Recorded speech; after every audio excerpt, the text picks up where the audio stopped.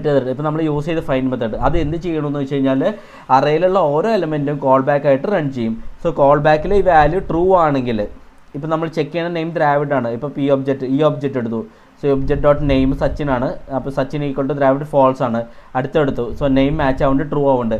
So ഇങ്ങനെ true ആയി വന്നാൽ basically call back true return ചെയ്യണം. ഇവിടെ ഇത് കണ്ടീഷൻ രണ്ടാമത്തെ കേസിൽ ട്രൂ ആവും. സോ ഇവിടെ എന്ന് വെച്ചാൽ റിട്ടേൺ ട്രൂ ആണ് ചെയ്യുന്നത് അല്ലേ.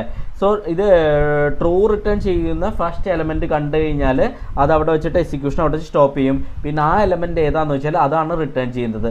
സോ മൾട്ടിപ്പിൾ ദ്രാവിഡ് ഉണ്ടെന്ന് വിചാരിക്കുക നിങ്ങളുടെ കേസിൽ 3-4 ദ്രാവിഡൊക്കെ ഉണ്ട്, ഇതിൽ പ്രോപ്പർട്ടീസ് ഉണ്ടെന്നുണ്ടെങ്കിൽ സോ ഫസ്റ്റ് മാച്ച് ഏതാണെന്ന് വെച്ചാൽ അത് മാത്രമേ റിട്ടേൺ ചെയ്യുള്ളൂ. ഓക്കെ.